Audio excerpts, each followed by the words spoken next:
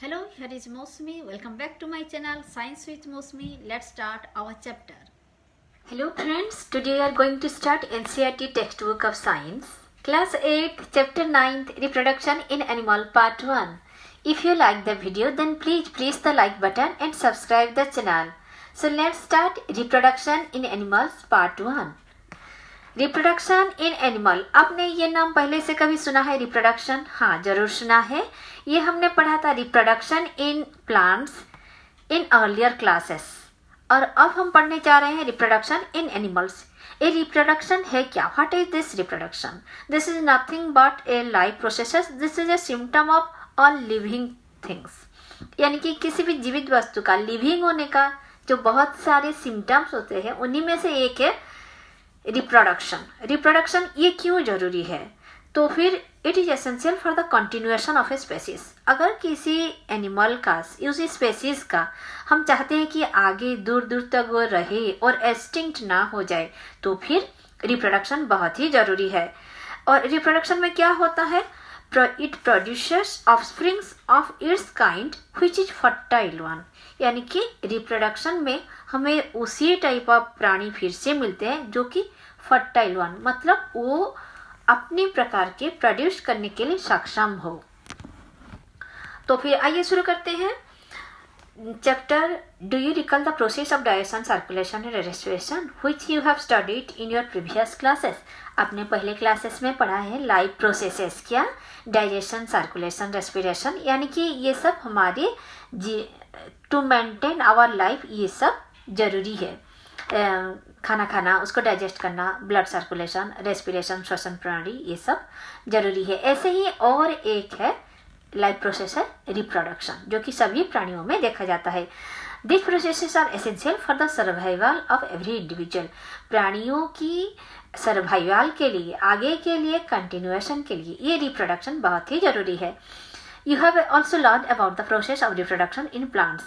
Reproduction in plants आपने पढ़ा है कैसे तरह तरह से, सेक्सुअल रिप्रोडक्शन, एसेक्सुअल रिप्रोडक्शन हमने प्लांट्स का पढ़ा है. तो फिर आज हम पढ़ने जा रहे हैं इसी रिप्रोडक्शन इन एनिमल्स.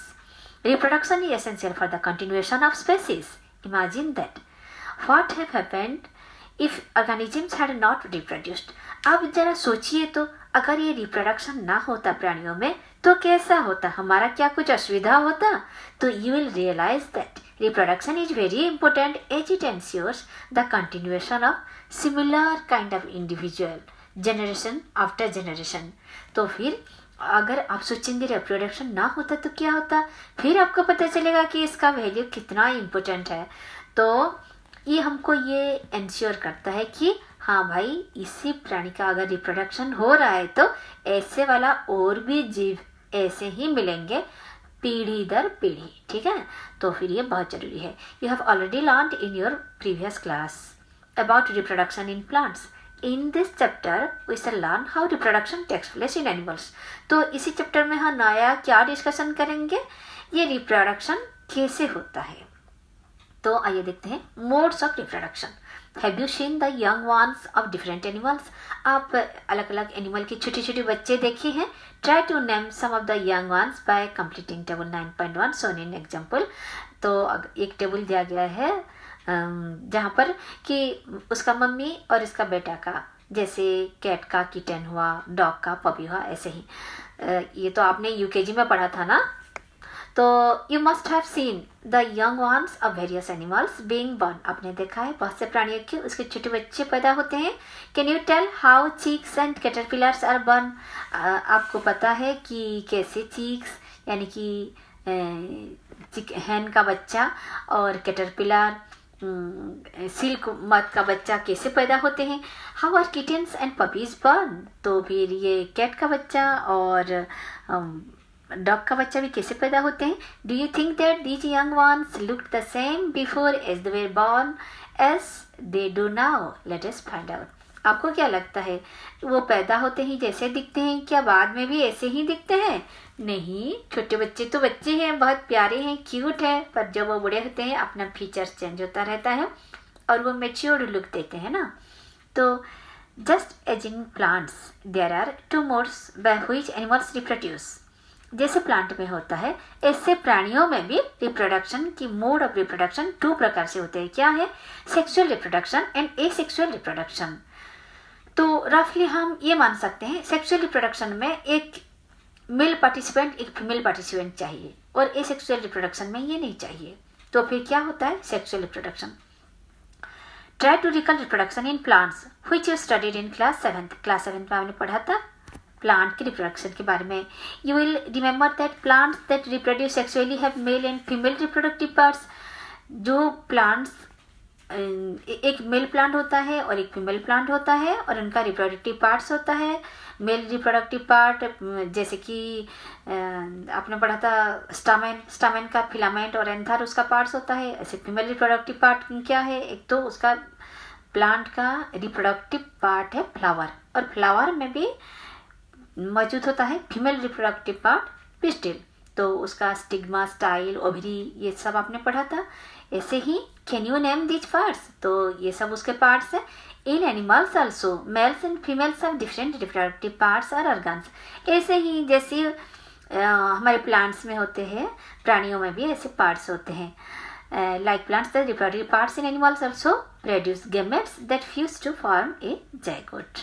बस आप अगर समझ गए हैं, प्लांट्स में जैसे होता है फीमेल गेमेट और मेल गेमेट फ्यूज होता है, फर्टिलाइजेशन होता है, ऐसे ही इधर भी the female gamete and male gamete they fuse, आपस में मिल जाते हैं और form zygote. It is the zygote which develops into a new individual. यही जाइगोट ही डेवलप होके न्यू इंडिविजुअल बनते हैं। तो this type of reproduction beginning from the fusion of male and female gametes is called sexual reproduction। तो sexual reproduction हम किसे कहेंगे? जो कि शुरू ही होता है मेल गेमेट और फीमेल गेमेट की फ्यूजन से, और यही कहलाता है सेक्सुअल रिप्रोडक्शन। तो सेक्सुअल रिप्रोडक्शन में मेल और फीमेल गेमेट का फ्यूजन होना जरूरी है। Let us find out the reproductive parts in humans and study the process of reproduction in them। तो कैसे रिप्रोडक्शन होता है? Male reproductive organ. The male reproductive organ include A pair of testis, 2 sperm ducts and a penis. तो फिर इसमें 3 parts होते हैं। अब याद रखिए, ऐसे फीमेल में भी 3 पार्ट्स होते हैं और बहुत से सिमिलैरिटीज है। तो फिर मेल रिप्रोडक्टिव ऑर्गन में आएंगे 1 पेयर ऑफ टेस्टिस। आप ये चित्र में अच्छी तरह देख सकते हैं, ये हो गया टेस्टिस। तो 1 पेयर ऑफ टेस्टिस मतलब 2 टेस्टिस और 2 स्पर्म डक्ट्स। स्पर्म डक्ट्स मतलब होता है एक पाइप जैसा। तो फिर स्पर्म डक्ट्स में क्या जाना आना करेगा? स्पर्म जाना आना करेगा। And a penis. तो the testis produce, the testis का काम क्या है? ये प्रोड्यूस करता है मेल गेमेट। मेल गेमेट का नाम क्या है? स्पर्म्स। ठीक है, तो testis produce the male gametes called sperms. Millions of sperms are produced by the testis। यह है टेस्टिस और यह है स्पर्म डक्ट, जैसे एक पाइप की तरह है ना। ऐसे ही आप इसको अच्छी तरह याद रखिए, फीमेल में भी ऐसे ही होगा, बस आपको इसका नाम ही थोड़ा सा चेंज मिलेगा। Millions of sperms are produced by the testis। Look at figure 9.2 which shows the picture of sperm। आप देख पा रहे हैं 9.2 में स्पर्म का एक पिक्चर। आपको क्या दिख रहा है? एक हेड, एक मिडिल पीस, आप नेक कह सकते हैं, नेक जैसा याद रखने के लिए, और एक टेल। तो फिर पर ये एक ही सेल है, सिंगल सेल है, और इसमें वही सारे कंपोनेंट्स होते हैं जैसे एक सेल में होते हैं। अच्छा, ये टेल का काम क्या है आपको पता है? कैसे लंबा सा दिख रहा है, ये अच्छा से प्रोपेल करता है और इसका विंग्स जैसे काम करता है, यानी कि इसको मूव करने के लिए हेल्प करता है। तो ये आगे बताया गया है, हम पढ़ेंगे। Which shows the picture 9.2 which shows the picture of sperm। Through sperms very small in size। दो ये sperm बहुत small in size। Each has a head, a middle piece and a tail। इसका 3 पार्ट होता है, head, middle piece, tail। अब इसका figure जरूर practice कीजिए क्योंकि ये एग्जाम्स में अक्सर आता है कि draw a picture of a human sperm. तो आपको लेबलिंग भी बराबर करना है और नीचे जरूर लिखना है कि ह्यूमन स्पर्म जैसे लिखा हुआ है यहाँ पर, ये लेबलिंग जरूर करना है। जो बायोलॉजी में ये जरूरी होता है। Each has a head, middle piece and a tail. Does it appear to be a single cell? क्या ये सिंगल सेल की तरह आपको प्रतीत हो रहा है? Each sperm is a single cell with all the usual cell components. ये हमने आपको बताया था। तो जैसे सेल कंपोनेंट में होता है इसमें भी होता है। देखिए यहाँ इसको डाउट हो रहा है, what purpose does the tail in sperm socks? ये टेल का काम क्या है? मैंने कहा था कि ये प्रोपेल करता है और उसको मोबिलिटी देता है, मूव करने के लिए मदद करता है। आइए female reproductive organ. The female reproductive organ are a pair of ovaries. जैसे वहाँ पर एक पेयर ऑफ टेस्टिस था, याद है, यहाँ पर एक पेयर ऑफ ओवरीज। आप देख पा रहे हैं चित्र में, दो ओवरी दोनों की तरफ बराबर है। तो फिर है oviducts, pair of oviducts. Duct मतलब पाइप की तरह जहाँ पर ओवा अपना जाना आना करेगा। तो फिर ओविडक्ट, पेयर ऑफ ओविडक्ट, जिसका और भी एक नाम है, आप कंफ्यूज मत होइएगा, उसको फिलोपियन ट्यूब्स भी कहते हैं। एंड द यूटेरस, बीच में यूटेरस। ये यूटेरस आप जान के रखिए कि यहाँ पर ही बेबी डेवलप करता है और ये पार्ट आपको मेल में नहीं मिलेगा। यही तो खासियत है, why female is different, how a female is different from a male. तो फिर ये यूटेरस बेबी कैरी करने का जगह। द ओवारी प्रोड्यूसर्स, तो आपने अच्छी तरह देख लिए, यह ओविडक्ट, ये ओवरी और ये यूटेरस। इसका भी ये मेल रिप्रोडक्टिव पार्ट और फीमेल रिप्रोडक्टिव ऑर्गन, ये इसका भी फिगर आता है ड्रॉ करने के लिए। हार्ड नहीं है, इजी है, अच्छी तरह प्रैक्टिस कर लीजिए।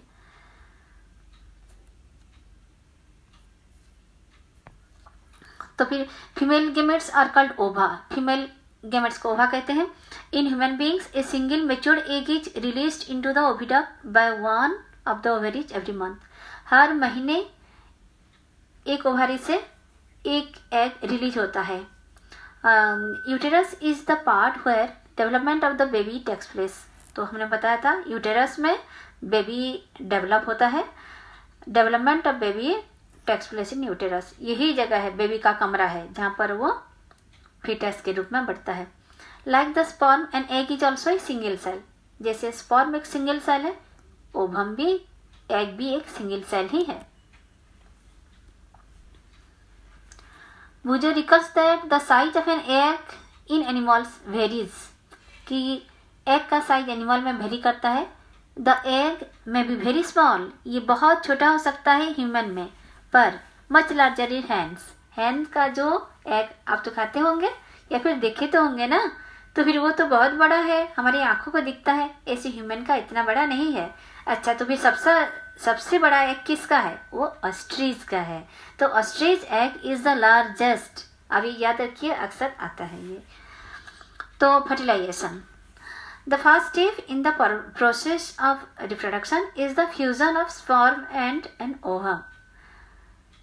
तो ये फर्स्ट स्टेप है कि रिप्रोडक्शन में स्पर्म एंड ओवम, ये दोनों का फ्यूजन होता है। The sperms come in contact with an egg. जैसे एक स्पर्म एक एग के कंटेक्ट में आता है, वन ऑफ द स्पर्म्स में फ्यूज विथ द एग। बहुत सारे स्पर्म एग के कंटेक्ट में आ सकते हैं, पर सिर्फ एक ही स्पर्म फ्यूज होता है एग के साथ। Such fusion of the egg and the sperm is called fertilisation. Then what is fertilisation? Fusion of the egg and the sperm is called fertilization. During fertilization, the nuclei of the sperm and the egg fuse to form a single nucleus. तो fusion होने के बाद दोनों sperm और egg दोनों का एक एक न्यूक्लियस, दोनों आपस में फ्यूज हो जाते हैं और सिंगल न्यूक्लियस बन जाते हैं। इसी से this results in the formation of a fertilised egg और जाइगोट। तो इससे हमें मिलता है जाइगोट। तो जाइगोट में हमें क्या मिलेगा? स्पर्म और ओवा का फ्यूज्ड न्यूक्लियस मिलेगा। जाइगोट का और एक नाम भी है फर्टिलाइज्ड एग।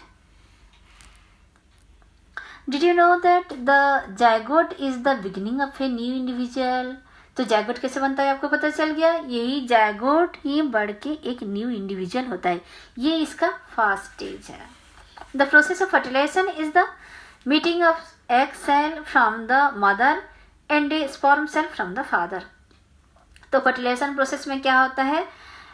एग सेल एक मॉम से आता है और एक स्पर्म सेल पापा से आता है। दोनों और the new individual inherit some characteristic from the mother and some from the father. इसीलिए जो न्यू बेबी पैदा होता है, न्यू इंडिविजुअल में पापा का आधा और मम्मी का आधा गुण आते हैं, कैरेक्टरिस्टिक होते हैं. कैसे? आपको देखने से कभी कभी कोई कोई बोलते हैं पापा जैसा है, कोई कोई बोलते हैं मम्मी जैसा है. क्यों पता है? क्योंकि कुछ कैरेक्टरिस्टिक पापा का होता है, कुछ कैरेक्टरिस्टिक मम्मी का होता है. तो लुक एट योर ब्रदर और सिस्टर. अगर आपको देख के आपको कुछ नहीं लग रहा है तो कम से कम अपने भैया या बहन को देखिए. उसको देख के तो लगता है ना कि ये पापा जैसा है या थोड़ा मम्मी जैसा है. See if you can recognise some characteristics in them similar to those of your mother और योर फादर. तो आपके भाई बहन में जो कैरेक्टरिस्टिक्स पाए जाते हैं उनमें से आप पहचान करते हैं ना, अरे इसका बाल तो पापा जैसा है, इसका आईब्रोज तो मम्मा जैसा है, तो फिर आप पहचान कर पाते हो. ये इसी कारण होता है. तो fertilisation which takes place inside the female body is called internal fertilisation. Fertilisation ये दो प्रकार का, internal fertilisation, external fertilisation. Internal मतलब जैसे अंदर ही होता है, तो बॉडी के अंदर जो फर्टिलाइजेशन टेक्स प्लेस करता है और ये फीमेल के बॉडी के अंदर होता है, उसे इंटरनल फर्टिलाइजेशन कहलाता है. इसमें ज़्यादातर बच्चे ही पैदा होते हैं डायरेक्ट. तो इंटरनल पर हर केस में नहीं, इसका एक्सेप्शन भी है ज़्यादातर, मोस्टली. जैसे हैन ये सब में इंटरनल फर्टिलाइजेशन होता है, पर ये लोग एग ही हैच करते हैं ना. तो internal fertilisation occurs in many individuals including humans, cow, dogs and hens. तो कहाँ पर होता है? इसका एग्जाम्पल अगर दिया गया कि ह्यूमन, काउ, डॉग्स, हैंस पे इंटरनल फर्टिलाइजेशन होता है. अब you will be surprised to know that in many animals fertilization takes place outside the body of the female. In these animals fertilization takes place in water. Let us find out how this happen. तो बहुत से जीवों में ऐसा होता है कि body में ही नहीं, बॉडी के आउटसाइड फर्टिलाइजेशन होता है. तो फिर ये कहाँ होता होगा? जैसे कि ये वाटर में भी हो सकता है. तो आइए देखते हैं बॉक्स में क्या लिखा हुआ है. Have you heard of test tube babies? अरे ये तो बहुत इंटरेस्टिंग मैटर है. आपने कभी टेस्ट ट्यूब बेबी के बारे में सुना है? Boojho and Paheli's teacher once told them in the class that in some women oviducts are blocked. कभी कभी क्या होता है, किसी महिलाओं में ओविडक्ट, जहाँ पर उस स्पर्म का पाथ है ना, तो फिर वो ब्लॉक होके रह जाता है, जाम होके रह जाता है. तो फिर स्पर्म ओवा कैसे जाना आना करेगा? एग का जाना आना नहीं हो पाता. तो these women are unable to bear babies because sperms cannot reach the egg for fertilization. Sperm जाकर एग के पास पहुंचेगा, फर्टिलाइज होगा, तब भी ना बेबी कैरी होगा, आगे बढ़ेगा, जाइगोट बनेगा और फिर बेबी बनेगा. तो अगर ये ब्लॉक ही हो गया ओविडक्ट, तो स्पर्म और एग आपस में फ्यूज नहीं हो पाते और फर्टिलाइजेशन नहीं हो पाता. ऐसे केस में डॉक्टर्स ने क्या करते हैं, doctors collect freshly released egg and sperms and keep them together for a few hours for IVF. तो स्पर्म को और एग्स को अलग से कलेक्ट करके डॉक्टर उसको together for a few hours साथ साथ रखते हैं. उसे इन विट्रो फर्टिलाइजेशन कहते हैं. In vitro fertilisation means outside the body और in vivo means inside the body होता है. तो ये इन विट्रो फर्टिलाइजेशन, इसीलिए इसको IVF कहा जाता है.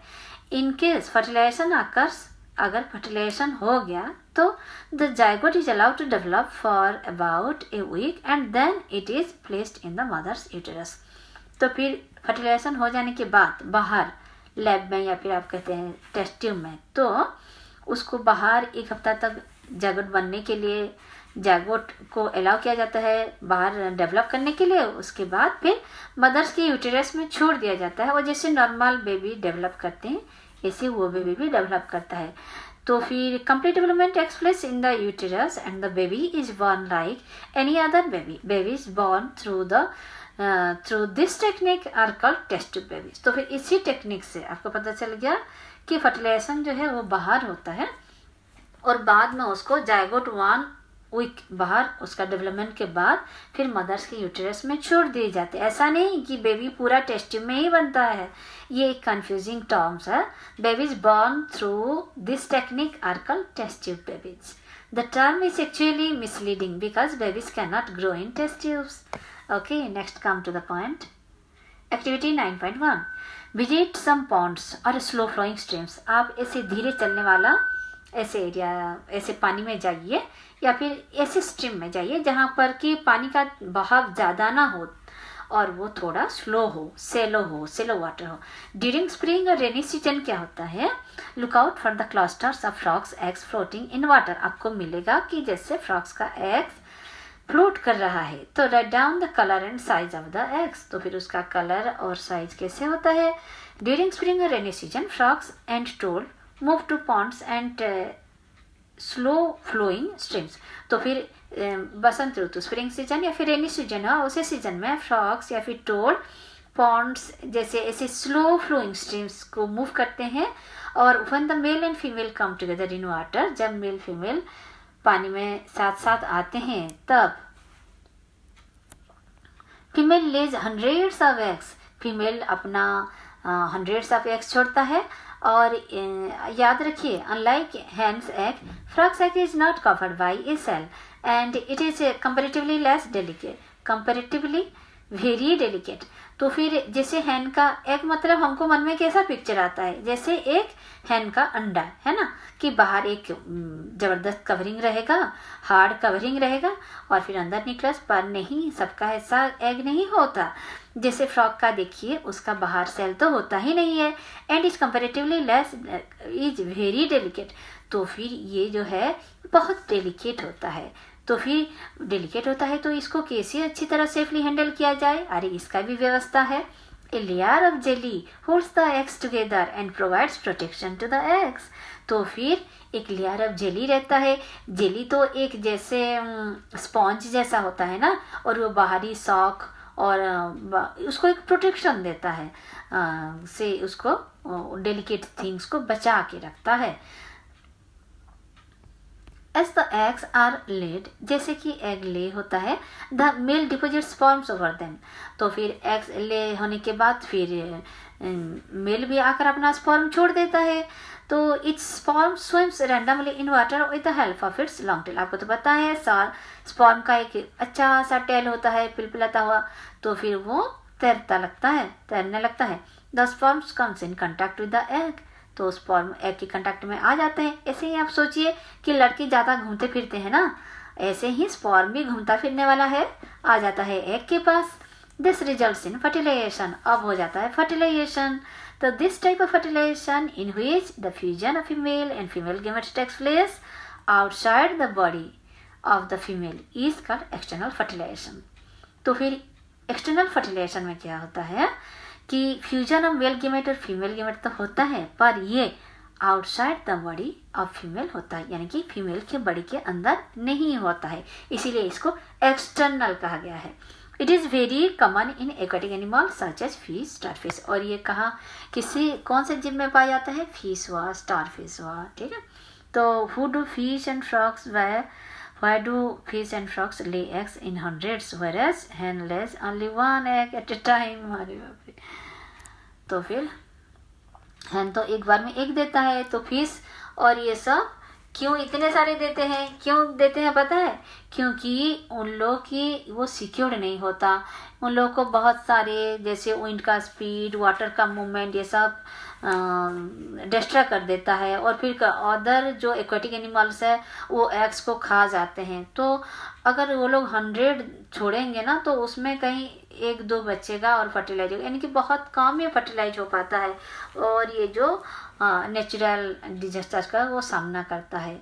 देखिए, दो दिस एनिमल्स ले hundreds of eggs and release millions of sperms. Eggs जो आता है वो हंड्रेड्स में आता है और स्पर्म तो मिलियंस में आ जाता है। All the eggs do not get fertilised and develop into new individuals. और ये सारे एग्स और स्पर्म फर्टिलाइज नहीं कर पाते। This is because the eggs and sperms get expose to water movement, क्योंकि वो लोग को बहुत सारी बात झेलना पड़ता है, जैसे वाटर मूवमेंट हुआ, विंड एंड रेनफॉल हुआ। तो also there are other animals in the pond which may feed on eggs and also there are other aquatic animals which food is this eggs. तो फिर वो लोग तो खा जाते हैं। Thus production of large number of eggs and sperms is necessary to ensure fertilisation of at least a few of them. तो इतने सारे अगर छोड़ेंगे तो कुछ तो बचा रहेगा, ये सब झेलने के बाद। इसीलिए वो बहुत से नंबर्स में होते हैं, क्योंकि वो श्योरिटी नहीं होता। How could a single cell become such a big individual? भुजो को ये ताजुब हो रहा है कि ये एक ही सेल, ये सिंगल सेल भला कैसे इतना बड़ा जीव बन जाता है। तो डेवलपमेंट ऑफ एम्ब्रियो आए पढ़ते हैं, ये एम्ब्रियो कैसे डेवलप करता है। Fertilisation results in the formation of zygote. हमको ये पता है कि फर्टिलाइजेशन से जाइगोट डेवलप करता है। कैसे? मेल और फीमेल गैमेट का न्यूक्लियस साथ में फ्यूज हो जाता है और इसी के साथ ये फर्टिलाइज्ड एग या फिर जाइगोट डेवलप होता है, which begins to develop into an embryo. और इसी जाइगोट बाद में डेवलप होके एम्ब्रियो बनता है। तो आपको पता चला एम्ब्रियो कहाँ से आया? जाइगोट ही डेवलप होके एम्ब्रियो बना। The zygote divides repeatedly to give rise to a ball of cells. तो फिर जाइगोट उसका रिपीटेड डिवीजन होता है और उसी के वो एक बॉल ऑफ सेल्स कर लेता है, यानी कि उसी का शेप रहता है और उसमें बहुत सारे सेल्स रहते हैं। और each cell the cell then begins to form groups of development into different tissues and organs of the body. एक एक सेल उसका फिर डिवाइड होके जैसे डिफरेंट टिश्यू और टिश्यू फिर डिवाइड होके फिर ऑर्गन्स देते हैं ऑफ द बॉडी। टिश्यू क्या है आपको पता है? Same types of sales with उनका फंक्शन सेम रहता है। और फिर ऑर्गन्स क्या है? ये टिश्यू सारे मिलकर फिर ऑर्गन करते हैं। This developing structure is called A terminal embryo. इसी एम्ब्रियो जो कि डेवलपिंग स्टेज में होता है, तो फिर इसी को ये डेवलपिंग स्ट्रक्चर है और इसको एम्ब्रियो बोलते हैं। The embryo gets embedded in the wall of the uterus for further development. ये यूटेरस की वॉल में एम्बेडेड यानी कि अंदर जैसे भरे हुए होता है, पैक्ड अप होके रहता है और फॉर फर्दर डेवलपमेंट, क्योंकि आगे भी तो उसको और भी डेवलपमेंट होना है और उसको क्या बनना है? फीटस बनना है। ये हम आगे जाकर पढ़ेंगे। तो फिर पहले जाइगोट, फिर एम्ब्रियो, फिर फीटस। अभी तक तो हम एम्ब्रियो तक पहुंचे हैं, देखते हैं आगे। The embryo continues to develop in the uterus. Embryo बेचारा यूटेरस के अंदर बंद है और उसका डिवीजन होता जा रहा है। It gradually develops body. ये फाइनली बॉडी डेवलप करता है।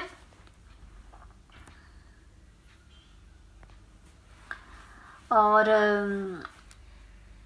Body parts such as hands, legs, head, eyes, ears etcetera.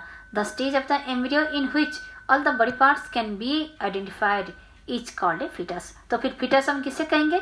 Embryo जब इसी स्टेज में पहुंचता है ताकि सारे बॉडी पार्ट्स हमको आइडेंटिफाइड हो जाता है कि ये आँख है, ये कान है। All the features are quite prominent while in foetus stage. तो when the development of the foetus is complete, the mother gives birth to the baby. Now a complete baby is ready inside to come out from the mother's womb, and the mother is also ready to give birth to the child. यह देख पा रहे हैं, ये है uterus और baby कैसे होके है। बेबी का पोजीशन ऐसे रहता है, सर नीचे की ओर और उसका लिम्स, 4 लिम्स, इसका हाथ पैर सब ऊपर की ओर रहता है। Internal fertilisation takes place in hens also. Internal fertilisation है वो हैंड में भी टेक प्लेस करता है, देखा जाता है। But do hens give birth to babies like human beings and cows. पर क्या हैंड में से आपको बेबी मिलते हैं जैसे काऊ देता है अपना बेबी पैदा करता है, या फिर ह्यूमन में? नो, ऐसा तो नहीं होता। You know that they do not, वो नहीं करते ऐसा। Then how are chicks born? तो फिर ये चिक बॉर्न कैसा होता है? Let us find out. ये तो और एक बात हो गया। Soon after fertilization, the zygote divides repeatedly and travels down the viaduct.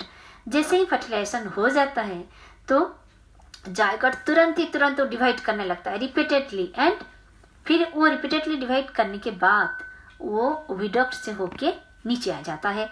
विडक्ट से होके यानी कि ले एग जो होता है ना, एग बाहर आ जाता है।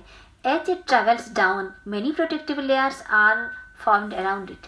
जैसे ही ये नीचे आ जाता है तो उसके चारों ओर बहुत सारे प्रोटेक्टिव लेयर्स फॉर्म हो जाते हैं। The hard shell that you see in a hen's egg, is one such protective layer. तो ऐसे ही, पर जब वो हैंड ले करता है ना, freshly laid egg is very soft, have you touched ever? तो फिर बाद में ये हार्ड हो जाता है। और क्यों? क्योंकि ये प्रोटेक्टिव लेयर है, उसे अंदर का चीज को प्रोटेक्शन देना है और ये फर्टिलाइज्ड एग है। After the hard shell is formed around, जैसे ही हार्ड सेल चारों ओर बन जाता है the developing embryo the hen finally lays a egg. उसके चारों ओर डेवलपिंग प्रोटेक्टिंग कवर बन जाता है, तो फिर वो एग को ले करता है। The embryo takes about 3 weeks to develop into a chick. एक के बाद सारा अंडा देने के बाद फिर एक दिन वो 21 डेज तक, आपको पता है 3 weeks तक हैन उसके ऊपर बैठ जाता है एग ले करने के लिए, टू प्रोवाइड सफिशिएंट वार्मथ। क्यों? क्या? और उसी को जब वो अंडे के ऊपर बैठा हुआ होता है अपनी पंख से सबको ढके हुए रहता है। क्यों? क्योंकि वो अपनी पंख की वार्म दे देता है उनको, और उसका टेम्परेचर जैसे बढ़े। तो did you know that development of the chicks takes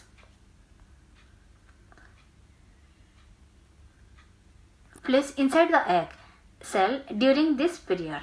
तो फिर इसी पीरियड में ही डेवलपमेंट्स ऑफ द एग हो जाता है सेल के अंदर। After the chick is completely developed it burst open the egg cell.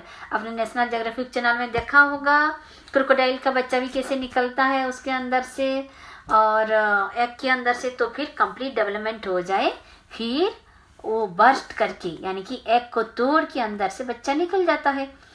In animals which undergo external fertilization development of the embryo takes place outside the female body। जहाँ पर external fertilisation होता है तो फिर ये development of embryo ये body के outside होता है, फीमेल बॉडी के अंदर नहीं होता है जैसा इंटरनल फर्टिलाइजेशन में यूटेरस के अंदर होता है। The embryos continues to grow with their egg covering.